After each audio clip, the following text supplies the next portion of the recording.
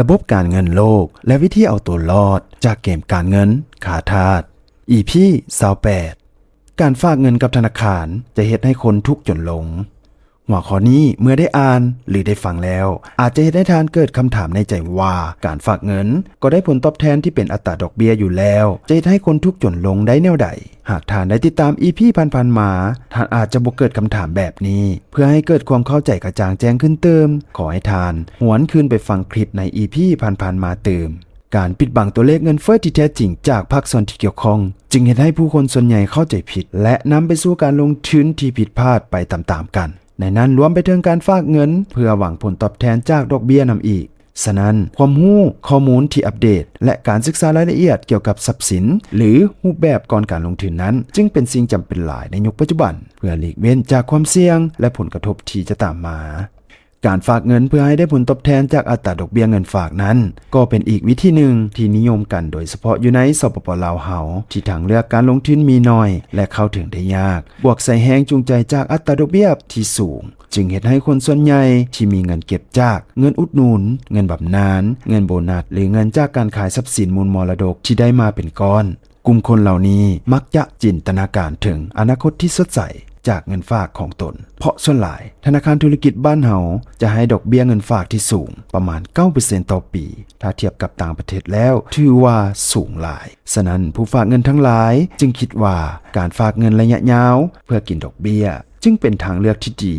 และมีความเสี่ยงน้อยที่สุดเพราะสุดท้ายแล้วพวกเขาก็ยังรักษาเงินต้นให้คงอยู่ในจำนวนเท่าเก่าและได้ผลตอบแทนที่เป็นอัตราดอกเบี้ยมาเป็นค่าใช้จ่ายจุนเจือในชีวิตประจำวันได้นำอีกหากท่านลองคำนวณดีๆท่านจะรู้ว่าการฝากเงินระยะยาวกับธนาคารจะเฮ็ดให้ท่านนับมือนับทุกลงเรื่อยๆเพราะอัตราเงินเฟ้อต่อปีแม้นสูงกว่าอัตราดอกเบี้ยที่ธนาคารให้ต่อปีเมื่อหักลบกันแล้วถึงแม้นว่าตอนสุดท้ายเมื่อเงินฝากครบกำหนดแล้วท่านจะได้ตัวเลขเงินของท่านเพิ่มขึ้นหลายกว่าเก่าก็ตามแต่ในความเป็นจริงมูลค่าของเงินท่านแม้นยังเหลือน้อยก่อนเก่าได้ซ้ำไปยกตัวอย่างหากท่านมีเงิน1ตื้อกีบที่ได้จากการขายดินมูลมรดกของท่านแล้วท่านนำเอาไปฝากระยะยาว5ปีกับธนาคารธุรกิจแห่งหนึ่งโดยที่ธนาคารแห่งนั้นให้ดอกเบี้ยเงินฝากระยะยาวแก่ท่านในอัตรา 9% ต่อปีหมายความว่าเมื่อครบกำหนด5ปีท่านจะมีเงินต้นรวมกับดอกเบี้ยทั้งหมด1ตื้อ450ล้านกีบซึ่งท่านจะเห็นจำนวนเงินของท่านเพิ่มขึ้นถึง 45% กันเลยหากเบิ่งจากมุมของจำนวนเงินสดถือได้ว่าท่านมีทรัพย์สินเพิ่มขึ้น450ล้านกีบในใจท่านคงคิดว่าการฝากเงินเฮ็ดให้ท่านรวยขึ้นแม่นบ่อย่าเฝ้าก่อนมาเบิ่งอีกมุมหนึ่งเมื่อเทียบกับอัตราเงินเฟ้อของบ้านเฮาที่มีอัตราเงินเฟ้อเฉลี่ย4ปีผ่านมาอยู่ที่ประมาณ 20% ต่อปีเมื่อนำตัวเลขอัตราเงินเฟ้อนี้มาคูณกับระยะเวลา5ปีจะเท่ากับ 100% นำตัวเลขนี้เปรียบเทียบกับผลตอบแทนที่เป็นอัตราดอกเบี้ยเงินฝากของท่านในอัตราดอกเบี้ย 9% ต่อปีหรือ 45% เมื่อครบระยะเวลา5ปีเอาอัตราผลตอบแทนจากดอกเบี้ยเงินฝาก 45% ลบให้อัตราเงินเฟ้อ 100% เท่ากับลบ 55% หมายความว่าตลอดระยะเวลา5ปีผ่านมาเงิน1ตื้อกีบของท่านได้เสื่อมมูลค่าจากอัตราเงินเฟ้อลง 55% หรือมูลค่าตัวจริงเงิน1ตื้อของท่านเหลือเพียง